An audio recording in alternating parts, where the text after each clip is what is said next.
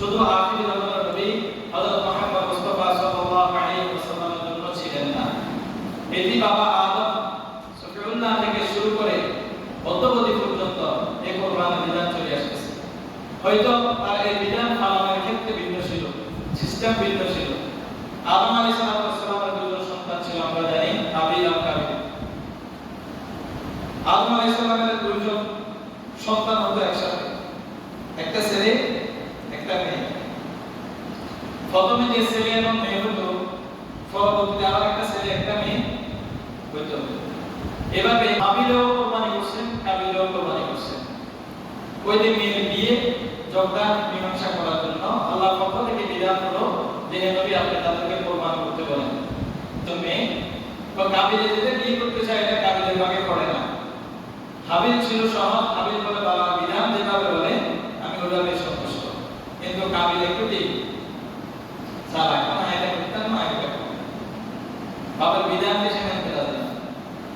এখন হাবিলও বিভিন্ন পশুগুলা লালন পালন করত, আর কাবিলে বিভিন্ন শাক সবজি খাবার যেগুলা এগুলা। তো হাবিলেরটা কবুল হয়েছে আল্লাহ দরবারে, কাবিলেরটা হয়নি। তাদের কোরবানির বিধান সিস্টেম ছিল এরকম, যার যেটা পছন্দ ওটা পাহাড়ের নিচে রেখে আসতো, পাহাড়ের নিচে রাখি আসতো। আপনি যেটা কোরবানি দিবেন ওটা পাহাড়ের নিচে, উনি যেটা দিবেন এটা পাহাড়ের নিচে থাকবে। আল্লাহর পক্ষ থেকে একটা অগ্নিশিখা উপর থেকে এসে যার কোরবানি পছন্দ আল্লাহ করেছেন তারটা জ্বালিয়ে নিয়ে যাবেন, জ্বালাই নিয়ে যাবেন। তো হাবিলটা আল্লাহ রাব্বুল আলামিন উঠিয়ে নিয়েছে, জ্বালাই গেছে, কাবিলটা রয়ে গেছে। তাহলে বুঝে গেল যে হাবিল যে আল্লাহর উপর সন্তুষ্ট, বাবার ধর্মের উপর সন্তুষ্ট ছিল, বাবাকে ভয় পাইতো, বাবার ধর্মকে ভয় পাইতো, আল্লাহ একজন ছিল তাকে ভয় পাইতো, মানতো, কিন্তু কাবিল মানতো না। তাহলে বুঝা গেল মানা মানি না মানা মানা এই ব্যাপারটা কোথায় থেকে শুরু হয়েছে? আর এই কাবিল সর্বশেষ হাবিলকে হত্যা করে ফেলেছে। কাবিল সর্বশেষ হাবিলকে হত্যা করে ফেলেছে। একটা কাকের বুদ্ধিও তো আমার কাছে নেই। একটা কাক আরেকটা কাককে মারি ভালো দিয়ে চাপা দিল, আর আমি আমার ভাইকে মারার পরে কোথায় চাপা দিব, এটা কিভাবে করবো, কি করবো, আমার কাছে জ্ঞানটা নেই। সর্বশেষ তো কাক থেকে দেখে শিখলো, পরে ভাইকে ভালো দিয়েছে, তাকে চাপা দিয়ে দিই হয় নাই। তিনার বিবি হাজেরা, আরেকটা ছিল সাহারা। হাজেরার একটা সন্তান হলো প্রায় 80 থেকে 90 বছর বয়সে। আল্লাহর কাছে দোয়া করছিলেন যে আল্লাহ আমাকে একটা আপনি নেক সন্তান দান করেন, রব্বি হাবলি মিনাস সালিহিন, আয় আল্লাহ আপনি আমাকে একটা নেক সন্তান দান করেন। তাহলে এটার দ্বারা আমরা শিখতে পারি একটা জিনিস, আল্লাহর কাছে সন্তান চাওয়া কিভাবে, রব্বি হাবলি মিনাস সালিহিন, আয় আল্লাহ আপনি আমাদেরকে একটা নেক সন্তান দান করেন। আল্লাহ পাক ইব্রাহিম আলাইহিস সালামকে সুসংবাদ দিলেন, ফাবাশশারনাহু বিগুলামিন হালিম, আপনাকে একবার সহনশীল, বর্ধমান, আনুগত্যশীল একটা সন্তান আপনাকে সুসংবাদ দেওয়া হচ্ছে, আপনাকে দেওয়া হবে। ইব্রাহিম আলাইহিস চিন্তা করলেন কেন ইব্রাহিম আলাইহিস সালামের সন্তান যখন হলো তার নাম ছিল ইসমাঈল, নাম কি লেখা আছে? ইসমাঈল। এখন হাজেরা আর সাহারা দুজন বলে না, দুইটা স্ত্রী, কারণ আল্লাহ পাক রব্বুল আলামিনের বিধান দিল যে ইসমাঈল, ইব্রাহিম আপনি আরবের মরুভূমিতে মক্কা নামক জায়গা, ওইখানে আপনি হাজেরাকে রেখে আসেন। আল্লাহ পরিকল্পনা তো ভিন্ন, আল্লাহ পরিকল্পনা তো কি ভিন্ন। এই মরুভূমি কিন্তু তারা করবেন নিয়ে আসার পরে ওখানে রাখতেছেন, তখন ছোট বাচ্চা একবার দুধের বাচ্চা। ইসমাঈল আম্মা জিজ্ঞাসা করলো হাজেরা আমাদেরকে কোথায় নিয়ে যাচ্ছে? আল্লাহ হুকুম করছে তোমাদেরকে মরুভূমিতে রেখে আসা, চলে সমস্যা। যেখানে বাইতুল্লাহ আল্লাহর ঘর, বর্তমান জমজমের কূপ, যেটা আমরা এখনো দেখি না, একবারে প্লেট দিয়ে ঢাকা, ওইখানে রেখে গেছে। মানে সাফা এবং মারওয়া পাহাড়ের যে মধ্যস্থান, এর আগে একটা হাউস আছে, যেটাকে আমরা জমজমের কূপ বলি। যারা কি যারা আগে গেছেন তারা বাস্তবে দেখেছেন হাউসটা, কূপটা ওইখানে শোয়া ছিল। এখন ওই জায়গাতে রাখি ইব্রাহিম আলাইহিস সালাম চলে এসেছেন। আসার সময় কিছু খেজুর আর পানি রাখি দিয়ে এসেছেন। দেখেন ওখানে মানুষ থাকার কোনো স্কোপ নাই, কোনো সুযোগ নাই, মানুষ থাকার কোনো বসতি সিস্টেম ওখানে নাই। কিন্তু আল্লাহ কি করে দিয়েছে, কি করাবে, মানুষের বসতি করাবে কিয়ামত পর্যন্ত জন্য, সেটা সারা পৃথিবীর বুকে উজ্জ্বল একটা স্থান হিসেবে আল্লাহ বানাইবেন। এই জন্য ইসমাঈলকে ওখানে আল্লাহ নিয়েছে। এই জন্য হাজেরা সাহারা ভিতরে লাগিয়েছে, চোখা লাগিয়েছে। ইসমাঈল আলাইহিস সালাম সহ যখন হাজরাকে রেখে যাইতেছেন, ইব্রাহিম আলাইহিস সালামকে পিছন থেকে হাজরা ডাকলো, এই যে ইসমাঈল আপু, আপনি আমাদেরকে এখানে রেখে কোথায় যাচ্ছেন? মাথায় না, চলে যাইতেছে, পিছনে তাকায় না। সর্বশেষ বললেন যে আপনার এই রেখে যাওয়া আল্লাহ পাক রব্বুল আলামিনের পক্ষ থেকে যদি হুকুম কিনা। ইব্রাহিম আলাইহিস সালাম পিছনে তাকিয়ে বলল যে এটা আল্লাহ পাক রব্বুল আলামিনের পক্ষ থেকে হুকুম করা হয়েছে তোমাদেরকে এখানে দেওয়ার জন্য। বলে আলহামদুলিল্লাহ, ফি আমানিল্লাহ, আপনি যেতে পারেন। কেমন স্ত্রী, কেমন সন্তান, কেমন এই বিদ্যা বয়সে একটা সন্তান দিচ্ছেন, তার কত বড় পরীক্ষা, কোথায় বাবা কোথায় সন্তান, দেখে চলে আসো। একমাত্র প্রচুর পানি আর কিছু খেয়েছিল।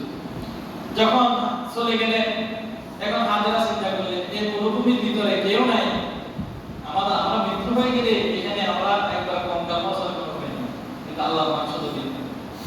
যখন খাবার পানি শেষ, খেজুর শেষ, বাচ্চা দুধ আসবে, বাচ্চা দুধ খেতে দেবে। এখন ইসমাঈল দুধের তৃষ্ণা কান্নাকাটি করতেছে। এখন হাজেরাও তাকে পানি দেওয়ার সুযোগ নেই, কোথায় পানি খাবে, কোথায় খাদ্য দেবে। এখন ছোট বাচ্চা কান্না করতে তো হাত পা নাড়ে, হিরেগুলা নাড়ে। এখন হাজেরা সাফা আর মারওয়া, ইন্না সাফা ওয়াল মারওয়াতা মিন শাআইরিল্লাহ, এটা আল্লাহ পাক রব্বুল আলামিনের পক্ষ থেকে বিধান, শাআইর, নিদর্শন। কিয়ামত পর্যন্ত এটা নিদর্শন হিসেবে রয়ে গেছে, থাকবে। ইন্না সাফা ওয়াল মারওয়াতা মিন শাআইরিল্লাহ কামা হাজ্জাল বাইত। আচ্ছা, যাই হোক, এখন হাজেরা একবার সাফা থেকে মারওয়ায় দৌড়তে, মারওয়া থেকে সাফায় দৌড়তে, এভাবে দৌড়তে তিনি কয়বার দিল? 7 বার। আর আল্লাহ এটাকে এমন বিধান করেছেন, এটাকে ওয়াজিব করে দিয়েছেন কিয়ামত পর্যন্তের জন্য প্রত্যেকটা উমরা হাজি এবং এমনি যারা হজ করতে যায় প্রত্যেককে সাফা মারওয়া সাই করতে হবে। এটা করা ওয়াজিব, না করলে হজের ভিতরে খরচ হবে, সম্পূর্ণ হবে না, দম দিতে হবে। তো এখন সাফা মারওয়া 7 বার যখন চক্কর দিলেন, মাঝে মাঝে যখন মেসে নামে আসেন, তখন চিন্তা করে যে আমার বাচ্চা মারা যায়, আবার পাহাড়ের উপরে উঠি, বাচ্চার দিকে দেখে না, বাচ্চা নাড়াচাড়া করে দেখা যায়, উপরে উঠে তো নেচে দেখা যায়, নেচে নামে উঠে তো দেখা যায়। সর্বশেষ বাচ্চার কাছে আসতেছে, দূর থেকে আমরা জানেন সাফা পাহাড়ে উঠলে মনে হয় ওইখানে পানি, বালুর উপরে তো চিক চিক চিক চিক করে, ওর রুমিনা পড়েছে কেন, মনে হয় ওইখানে পানি, ওইখান থেকে ওইখানে ধরতে মনে হয় ওইখানে পানি। আবার দূরে বাচ্চার কাছে আসে, দেখে কোনো বাচ্চা মারা যায় কিছু কি, বাচ্চা কোনো সমস্যা হচ্ছে কি। সর্বশেষ 7 চক্করের পরে যখন বাচ্চাকে দেখতে এসেছে, আসার পরে দেখতেছে বাচ্চার পায়ের তলে কি উঠতেছে? পানি উঠতেছে। আর পানি উঠতে উঠতে সর্বশেষ আর হাজরা বলল থাম থাম, মানে জম জম। আর ফাদরগুলা টাইপতেছে, সোসাইটির বালুগুলা টাইপতেছে, আর পান দিচ্ছে, বলছে জম জম, থাম থাম, এই থাম, মানে থাম দাস। এটা কত বড় গনিমত এখন হাজরার জন্য, চিন্তা করছেন কত বড় গনিমত। হাজরা যদি তখন জম জম না বলতো, এই পানি ধরে রাখার কোনো সুযোগ ছিল না, কিয়ামত পর্যন্ত সারা পৃথিবী ছায়া হয়ে যেত। কিন্তু আল্লাহ মাকসাদ হবে, আল্লাহ চাইছে ইয়া জমজমের পানি শুধু আমি মক্কাতে রাখবো, ওখানেই থাকবে। এটাই আমার শায়ের, এটাই আমার নিদর্শন। সারা পৃথিবী জুড়ে হয়ে গেলে আমার নিদর্শন কদর থাকবে না। এখন জমজমের পানি মানুষ কদর করে, এক বোতল নিয়ে আসে, পানি ঘরের ভিতরে রাখে, কত যত্ন করে, ওষুধ হিসেবে খায়, ঠিক না? চিন্তা করছে কোথায় ছিল হাজরা, কোথায় ছিল ইসমাঈল, কোথায় ইব্রাহিম, কি ঘটাই দিল?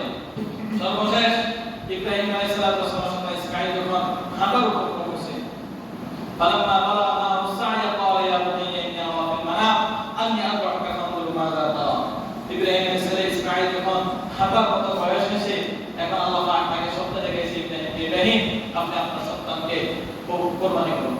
ইন্নী কি বলে, আমার সন্তানকে কুরবানি করতে হবে, আপনাকে স্টক করব না। ইব্রাহিম আলাইহিস সালাম তার এই স্বপ্নের কথা ইসমাঈলকে জানাইছে যে সন্তান দেখো, আমি আল্লাহর ইবাদত করে আল্লাহ আমাকে স্বপ্ন দেখাইছে তোমাকে কুরবানি করতে। এখন ছেলে বলল, বাবা আল্লাহর পক্ষ থেকে যদি বিধান হয়ে থাকে, হুকুম হয়ে থাকে, আপনি আমাকে ধৈর্যশীলদের অন্তর্ভুক্ত করবেন, আপনি আমাদেরকে ধৈর্যশীলদের অন্তর্ভুক্ত করবেন, আপনার বিধান আপনি সম্পূর্ণ পালন করতে পারবেন, আমাকে নিয়ে কোনো সমস্যা নেই। বাপকে সন্তান ইসমাঈল বলে দিচ্ছে। সর্বশেষ ইব্রাহিম আলাইহিস সালাম ইসমাঈলকে নিয়ে রওনা দিয়েছেন কুরবানি করার জন্য।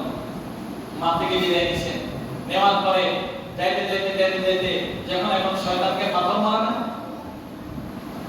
রবি পাথর নিক্ষেপ করে, বড় শয়তান ছোট শয়তান মেজো শয়তান আছে না, যখন প্রথম তার কাছে গেলেন শয়তান বলল ইসমাঈল কোথায় যাচ্ছ তোমাকে তোমার বাবা জবাই করে দিবে মিনায় নিচ্ছে মিনায় জবাই করার জন্য কোরবানি করার জন্য আর এখন হাজিরা সবাই কোথায় কোরবানি করে মিনায় দ্বিতীয় যখন জায়গাতে গেলেন তখনও শয়তান কুমন্ত্রণা দিচ্ছে ইসমাঈল তুমি কোথায় যাচ্ছ তোমার বাবাকে তোমাকে জবাই করে দিবে ওইখানে কথা নিক্ষেপ করছেন সামনে এরপর আবার দ্বিতীয়টা ওইখানেও কুমন্ত্রণা দিলেন তখন শয়তানকে সামনে কথা নিক্ষেপ করছেন আর এই কথা নিক্ষেপ করা 3 দিন পর্যন্ত ওয়াজিব করে দিয়েছেন হাদিসে জন্য চিন্তা করেছেন মিল্লাতে ইব্রাহিম মিল্লাত আবিকুম ইব্রাহিম ওয়া সাম্মাকুম মুসলিমিন ইব্রাহিম আলাইহিস সালামের মিল্লাত ধর্মটাই আমাদের মুসলমানদের ধর্ম এটাকে ইসলাম ধর্ম বলা হয়েছে সর্বশেষ মিলাদে নিয়ে যখন কোরবানি শুরু করে দিয়েছেন এখন তা সহ্য হচ্ছে না সর্বশেষ কাহিনী ওখানে ইসমাঈলের পরিবর্তে একটা দুর্বা আল্লাহ রাব্বুল আলামিন পাঠাইছেন দুর্বা কোরবানি